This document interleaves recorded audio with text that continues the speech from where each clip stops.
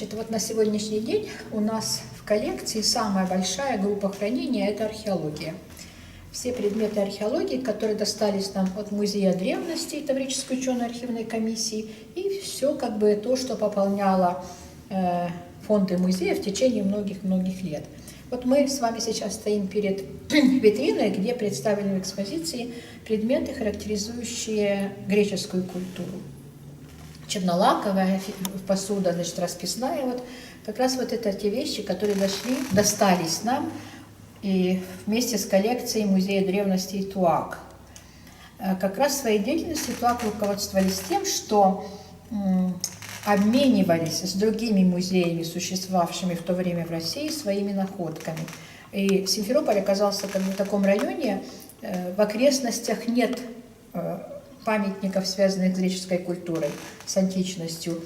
Поэтому члены ТУАК устанавливали контакты, например, с Керченским музеем древностей, и оттуда, как раз из Керченского музея древностей, получили достаточно большое количество предметов посуды, других предметов быта, которые характеризуют греческую культуру.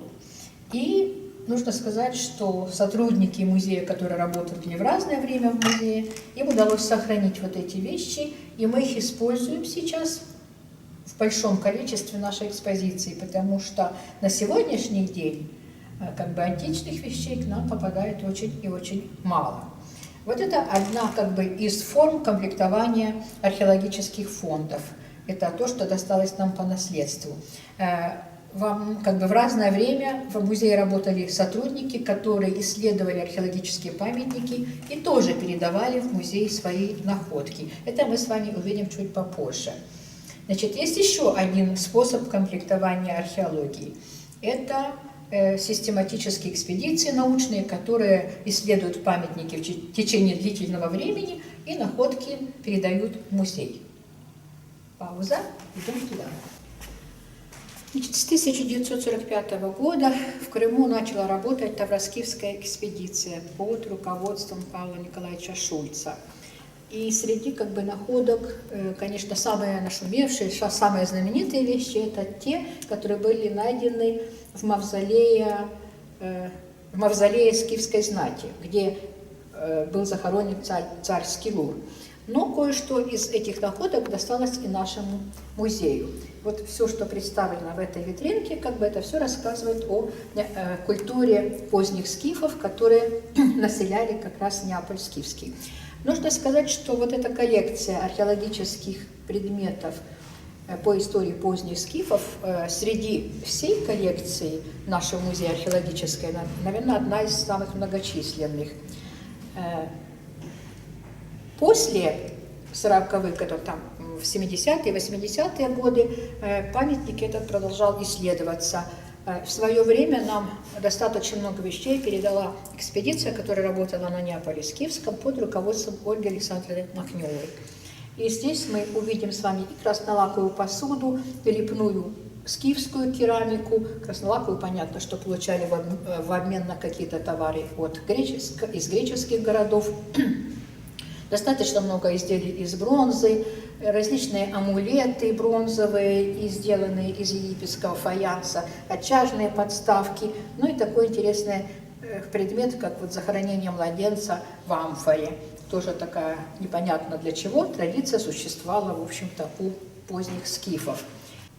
Вот среди находок из раскопок Неаполя скифского достаточно много представлено здесь украшений. Это бусы из различных материалов, из разноцветного стекла, гагатовые, сердоликовые, пастовые, римские фибулы, бронзовые, покрытые эмалью. Ну и, конечно, хотелось бы остановиться на вот этой копии из фрески, которая была скопирована из склепа номер 9. На сегодняшний день вот эти склепы все, на стены которых были нанесены различные рисунки, не сохранились уже, они уничтожены строительством. Но в фондах нашего музея хранятся несколько копий этих росписей. Ну вот в данной ситуации вы видите этого так называемого лирника, музыканта, который держит в руках музыкальный инструмент, похожий на лиру. Это роспись украшала одну из стен склепов. Но в последние годы фонды музея были переданы находки из могильников таких сармато-аланских таких могильников, как Дружная, Нейзац. И здесь представлены посуда, которая уже рассказывает о том, как меняется этнический состав населения полуострова в III-IV веках. Посуда лепная, она другая, отличается от скифской посуды. Краснолаковая посуда. Достаточно много собрано было стеклянной посуды. Вот среди всех этих изделий, конечно, выделяется огромное блюдо из могильника Нейзац. И на сегодняшний день, наверное, вслед за коллекцией по поздним скифам второе место будет занимать уже находки из таких памятников, которые относятся к алано-сарматской культуре. Стоит, наверное, остановиться на находках из такого памятника, как Нейзац. К сожалению, вы потом щелкнете, да?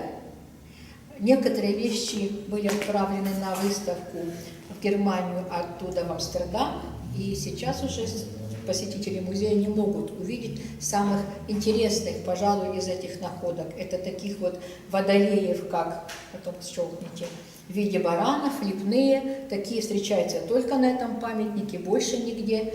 И мы очень сожалеем об этой утрате и как бы лелеем надежду, что все-таки эти вещи вернутся к нам в музей. И еще один момент тоже хочу остановиться на вещах из могильника Дружная. Лепные, с зооморфными выступами на ручках. Такие оригинальные, ни на что не похожие, всегда вызывают очень большой интерес у посетителей музея. Особой группой среди предметов археологии выделяются изделия из драгоценных металлов, из серебра и из золота. Вот мы с вами говорили о поздних скифах, больше говорили о Неаполе скифском, столице позднескифского государства. Так вот, представленные здесь вещи, это тоже не позднескифские, только изделия уже из золота, такие из золотой фольги сделанные бляшки, которыми украшалась одежда. И все эти вещи представлены у нас как бы в особой экспозиционном зале, который называется условно «Золотая кладовая». Назад у нас открылась такая экспозиционная площадка, как «Золотая кладовая», на которой представлены несколько тем.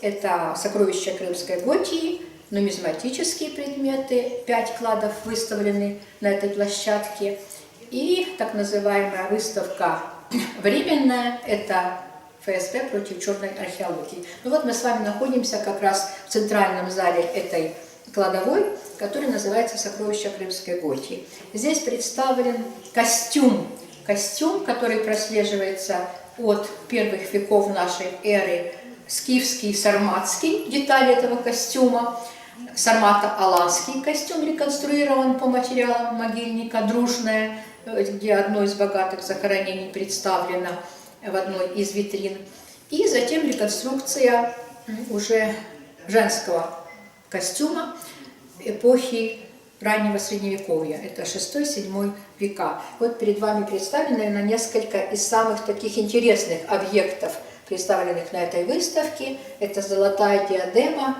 V века, найденная в могильнике Лучистая, который в течение многих лет копали Александр Ильич Айбабин и Ильзара Хайретдинова.